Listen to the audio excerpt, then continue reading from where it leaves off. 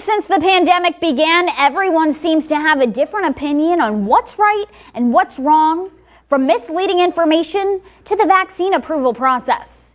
Newswatch reporter Catherine Skeldon sits down with an emergency room doctor to separate fact from fiction.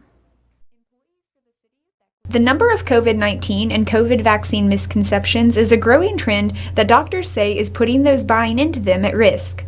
But a doctor with the American College of Emergency Physicians hopes to dispel these myths once and for all. As an emergency physician working in the ER, I'm seeing patients now coming in that refuse to get the vaccine because of buying into one of these narratives that are suffering from the symptoms and the unfortunate reality that many of them will never make it out of the hospital. Dr. Stanton says that some of these myths include vaccines being responsible for the death of 12 million Americans to patients saying they're getting even more sick because of the shot.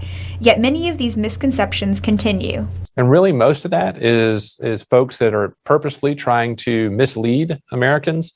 And then the others that just don't know the data and don't know the research, didn't actually look into it, but have some sort of agenda they're trying to push forward. But while the vaccines aren't completely risk-free, mass distribution around the world continues, and so does the rigorous research.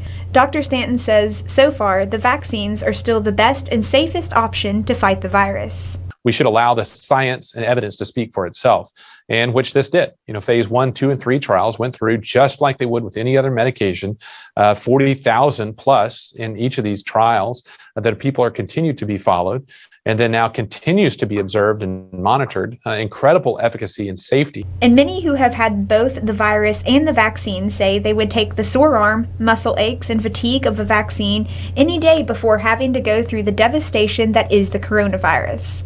In Fayette County, Catherine Skeldon, Newswatch. For more information, you can visit our website where you'll find a link to the American College of Emergency Physicians.